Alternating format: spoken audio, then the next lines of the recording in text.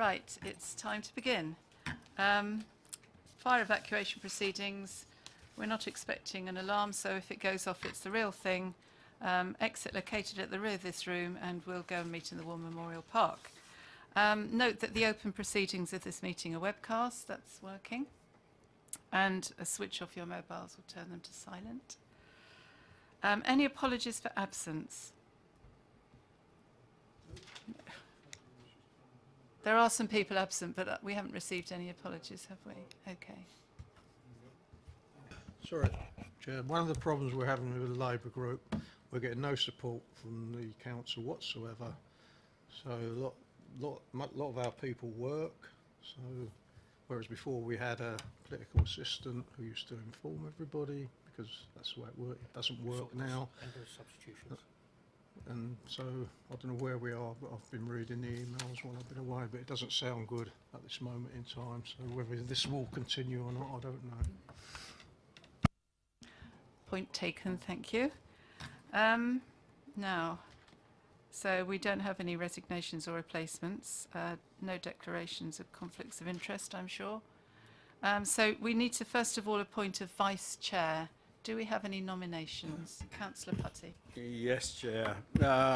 I propose Councillor David Lake to be the Vice Chair. One correction, can I have an S on the end? Licks. Thank you. Yes. Sorry, Councillor David Lakes. I was going to vote then, so I thought he was coming back. Is there a seconder, Yeah, Councillor I'll Robinson? second it. Thank you. Are we all in? Oh, is there anybody else? Are we all in favour of Councillor Leeks? Okay, well I can see 3 hands for and none against. Nobody against. Okay, thank you very much. So Councillor Leeks, would you like to come and assist me?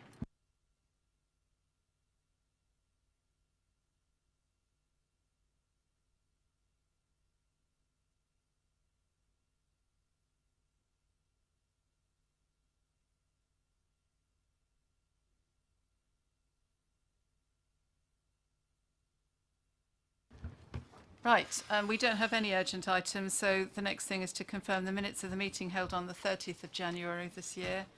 Are we agreed with the minutes? Agreed? Thank you.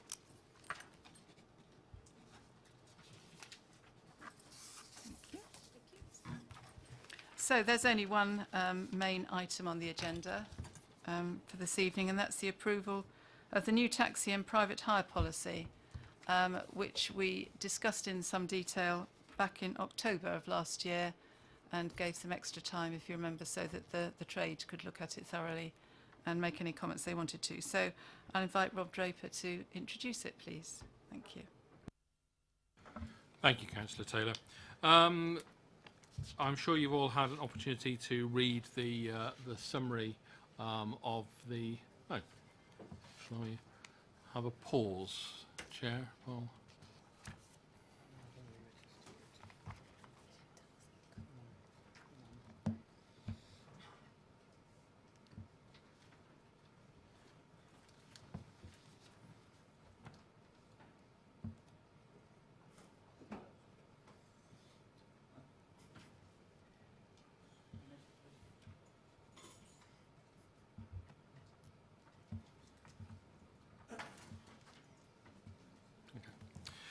thank you, Chair. I'm sure you've all had an opportunity to read through the key points of the report. As you all know, last year, Mr. Wake, to my left here, produced a new taxi licensing policy for the authority to firm up and to codify a number of the existing decisions and activities of the licensing team and the authority into one single document that will provide a reference for all users, whether that be officers, councillors and drivers and operators. So I'd like to thank Andrew for the huge piece of work that was. As you've already advised, Chair, this was considered by the councillors at the end of 2017 and then went out for an extended consultation period over Christmas and then into New Year, ending on the 12th of March this year.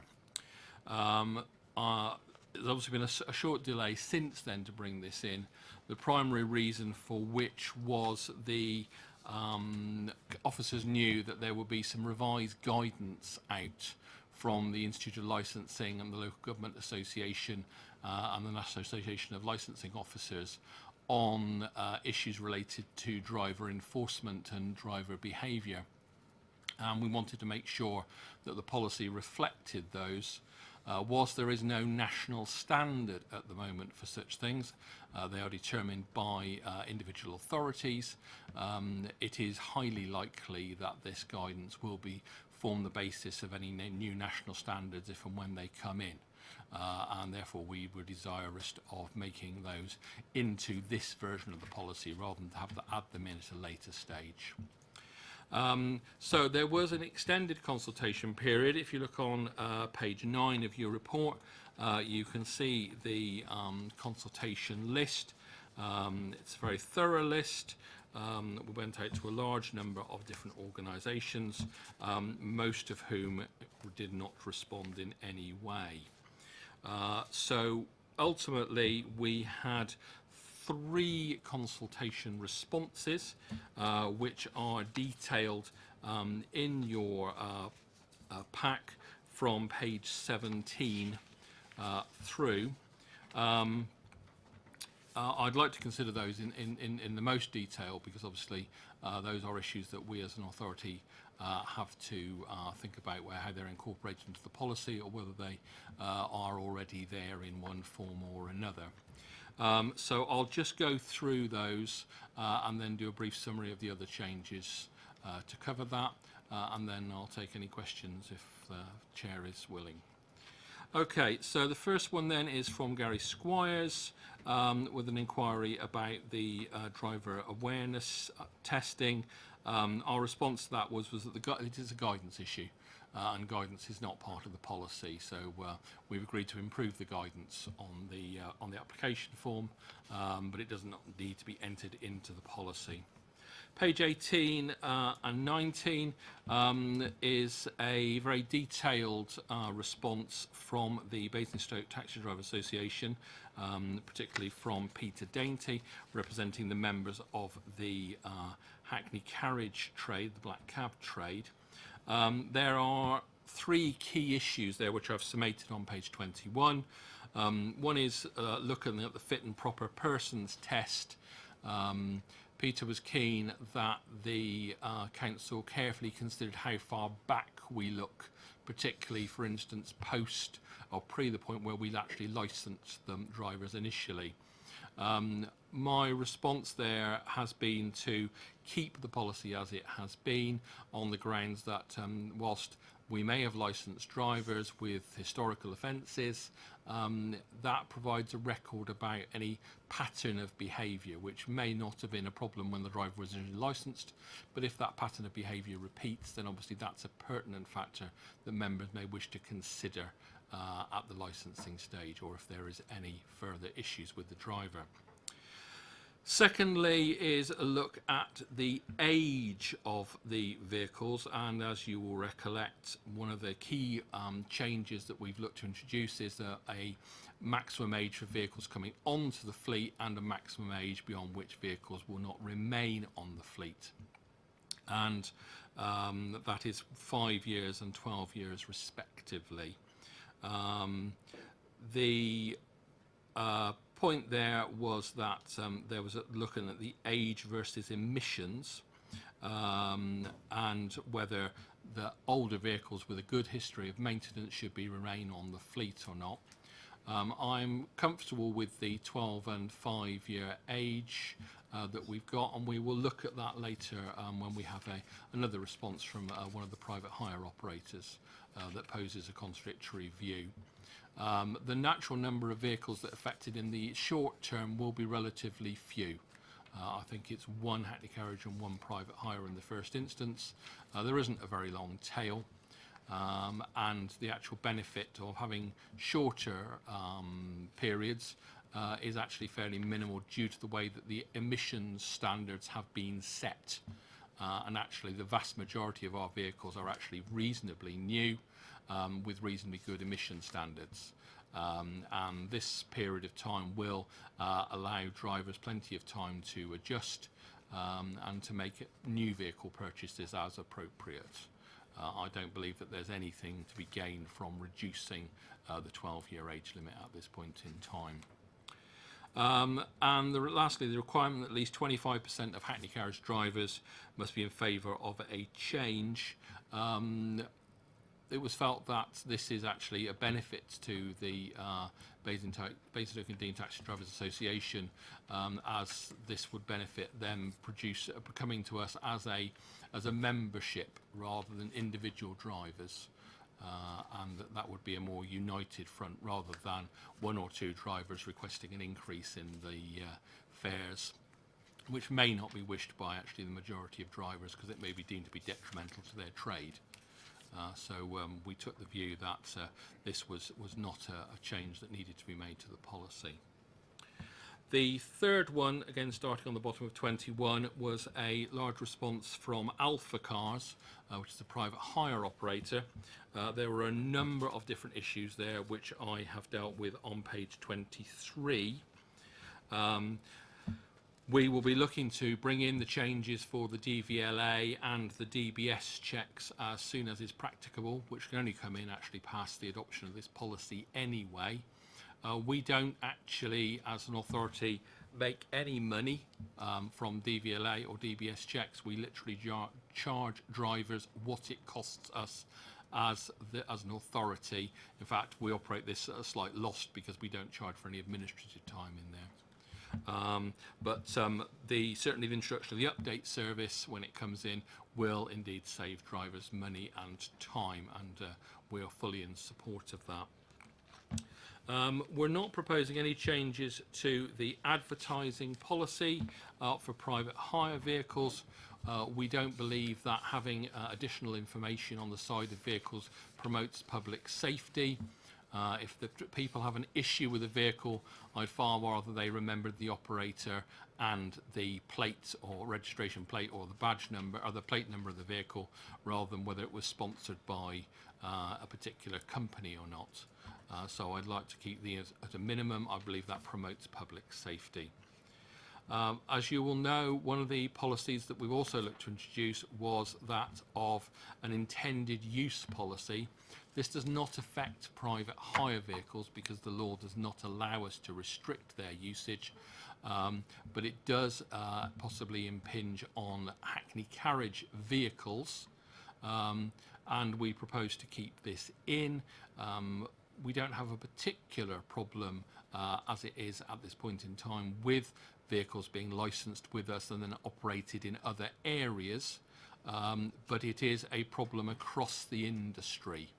And we already have a couple of Uber vehicles, three Uber vehicles being operated within this area under this loophole. So there are issues there, and having an intended use policy allows us to head off some of those issues should they arise. The seating and legroom changes, previously the council has taken a fairly firm line on the legroom and the seating, particularly access to the rear of vehicles. Benchmarking showed that this was disproportionate when compared to other authorities, both within the region and across the UK.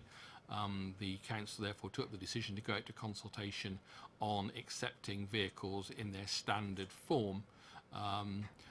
We understand this is a source of frustration to those operators who have made changes and reduced seating or changed seating layouts in currently licensed vehicles. However, this will be of benefit to them when vehicles are due for replacement and more traditional normal stroke layouts can be used and bought off the shelf. We also reserve the right to consider each of those vehicles individually as new vehicles come onto the market. So again, I don't believe there's any requirement for change there. The age limits point here requests more that we go towards the the emissions side rather than the age side, again, which is in contradiction to the previous point.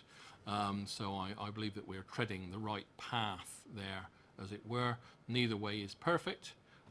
Both have impact on the trade in one way or another.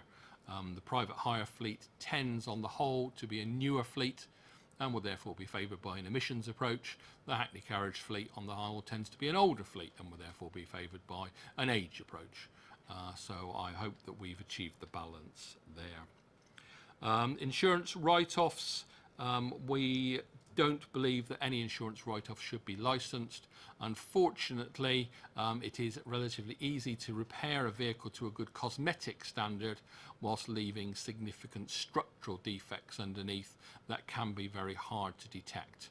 I once had the pleasure of dealing with a very, very shiny and pleasant Mercedes that looked lovely but wouldn't drive straight, and when we measured it we discovered that the wheelbase was 2 inches shorter on one side than the other. But you certainly couldn't detect that by visually inspecting the vehicle. So we feel it is best in those situations to simply refuse to license any vehicles that may have been subject to minor damage or superficially minor damage. There's actually no change in the requirements for licensing of temporary hire vehicles.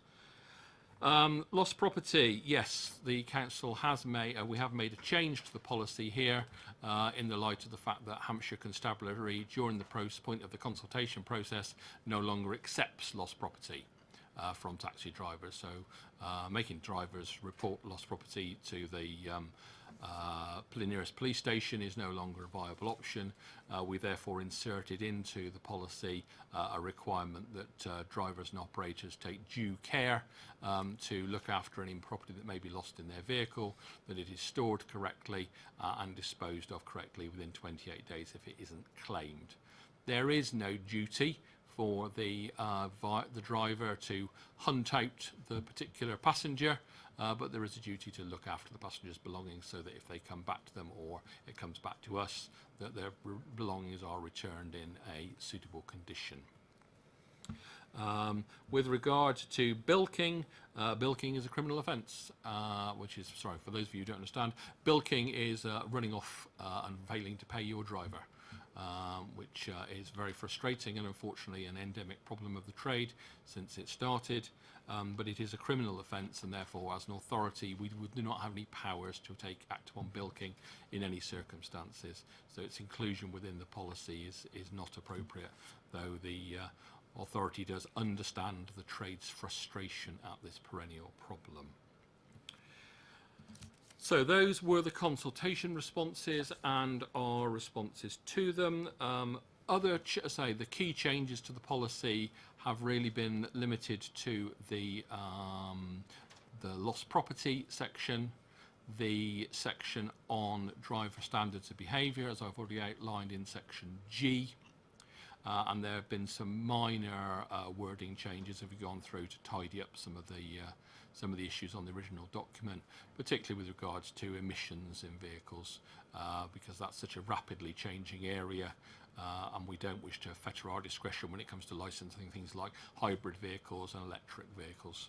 It's important that the trade have scope to adopt these more environmentally friendly vehicles without hindrance by the authority. Thank you, Chair.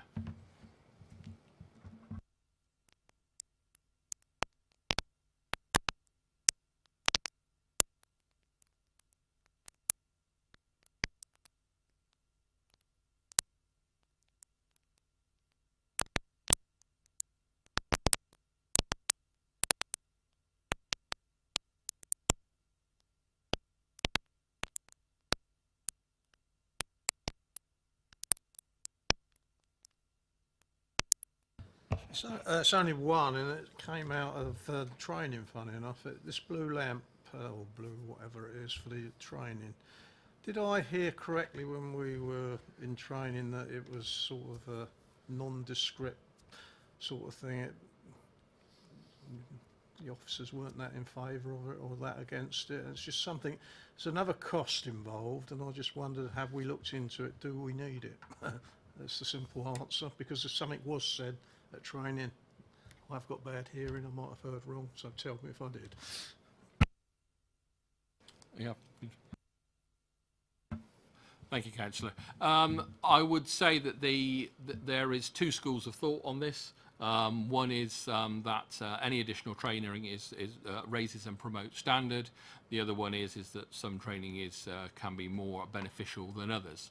I'm happy with either approach. At the moment, the authority requires the additional training, and Blue Lamp also supplies our training for hackney carriage drivers for the use of wheelchairs and their proper handling within vehicles, which is actually of vital importance. So the Blue Lamp Trust do a good job, and there will always be those drivers for whom any level of additional training will make very little difference. But we are fortunate that generally our driving standards are of a good, our driving is of a good standard, and obviously we will take care to weed out those who aren't.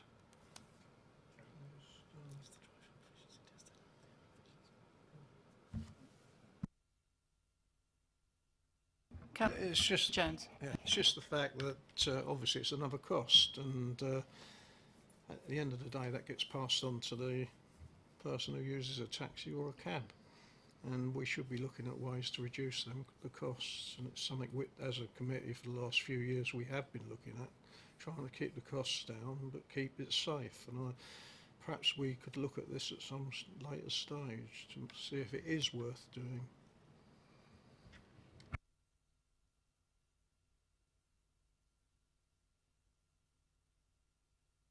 Yes, Andrew's just pointing out that at this point in time, it is the only driving proficiency part of the test, other than all drivers must have held a DVLA license for at least 1 year. So it does look at particular taxi-related aspects to it. And one of the other issues that we have as an industry, if you like, is that up until a couple of years ago, there was an official, for the want of a better phrase, the Driving Standards Agency taxi test, but that has since been removed by the DVSA on cost ground, on the grounds that they didn't have enough driving examiners to actually undertake the test. So there is nowhere to go. We do use this as a test for drivers for who we may have concerns about their driving, as a little refresher, which obviously does serve a function. Thanks for raising that. Councillor Putty. Chairman, I should have done it before. I may have to declare an interest with Blue Lamp Trust, because as a trustee of Hampshire and Isle of Wight, we may have considered about giving a grant to that particular organization. So I may have to declare an interest on that. Are there any other questions? Yes, Councillor Robinson. Thank you, Chair. Just looking at this, excluding Category N write-offs from being used as taxis, that strikes me as being a little harsh. If somebody ran a key down both sides of a 10-year-old car, that would be a Category N write-off, and it seems very harsh to me to exclude a car from use for such a tiny amount of damage. I think there is a case where cosmetic damage, where can easily make a vehicle a write-off, particularly if it's an older vehicle. The issue for us is that I've been corrected here. It's 3 years at age of first licence, so we wouldn't expect that vehicle. We couldn't license an older vehicle from fresh, as it were. We wouldn't those vehicles will be towards the end of their economic life as a hackney carriage or a private hire vehicle anyway. So I think it's, I'm happy to look again if that's the view of the councillors. But as I say, the issue is that if it's a clear-cut policy, there's no shortage of vehicles out there for use as private hire vehicles or hackney carriage vehicles for that matter. Our preference would be to ensure that we only license vehicles which are in a good condition and have no question marks over their history.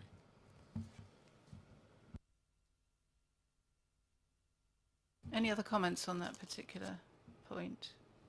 No? Any other comments at all, or any questions, anything anybody wants to say? Yes, Councillor Patty. Chairman, yeah, thank you. Just with regards to historic offences, if a driver comes at the beginning, up here what we have got is during the time that they're holding licenses, if something is committed, then is reported within 72 hours, and that is really dealt with. But what about those who actually applied to be licensed drivers and have got historic offences, and is there a period where we consider about spent offences? For the purposes of taxi licensing, there is no such thing as a spent offence. So drivers must declare all offences at the point of application, and the enhanced DBS check that's done on all drivers every 3 years will pick up any offence that has been committed by that driver since the age of criminal responsibility of 10. So we do keep an eye on that. Every driver application is considered on its merits, and drivers who have a criminal record are not automatically disbarred from becoming a driver. Drivers may will rehabilitate. There's plenty of drivers out there who pose no risk to the public whatsoever, but may have a criminal record.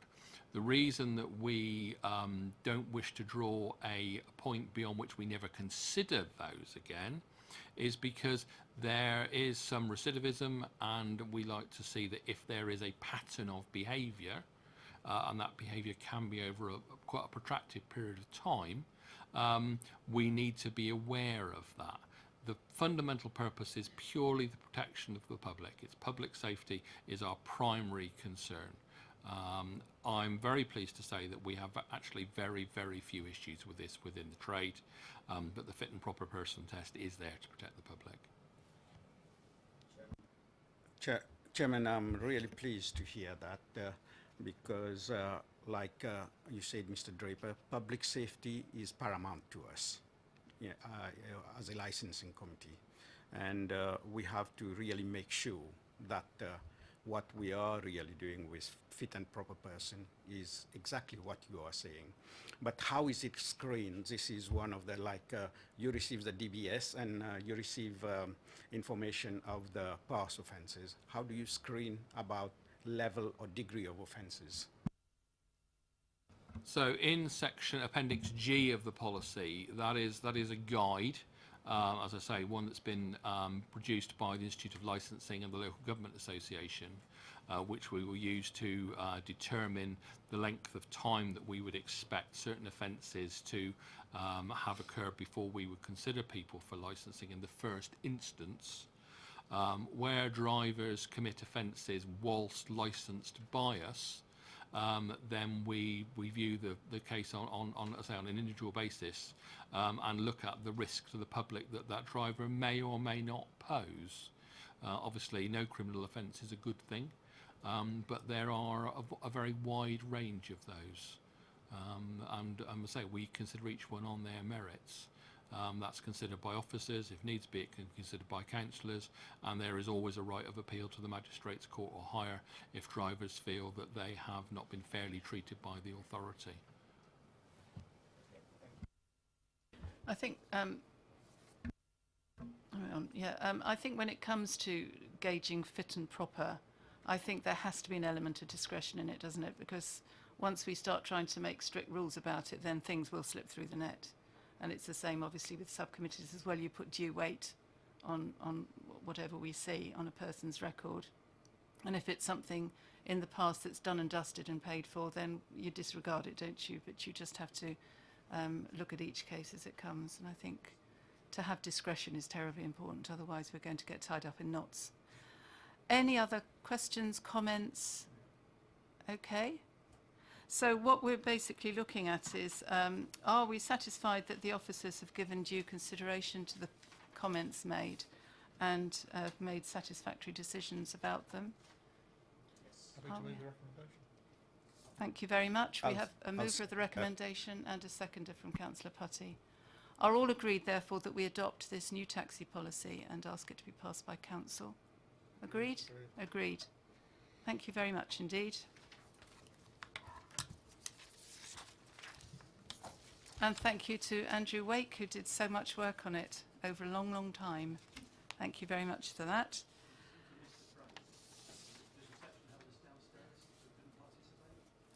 Well, if I could just point out, obviously, when we first considered the policy, there was opportunity to speak. Then there was an extended consultation period.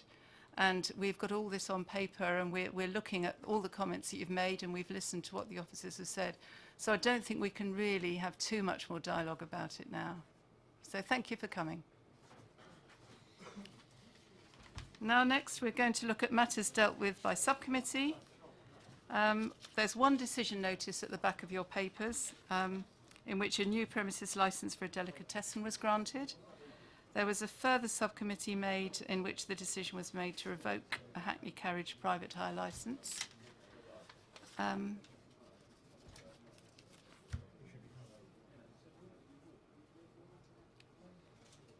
Could we, excuse me, gentlemen. Councillor Jones, are you leaving the meeting? Could you talk to him afterwards? We're nearly finished the meeting. Sorry. Sorry. Simply, we haven't got very much more to consider, so there'll be plenty of time to talk afterwards.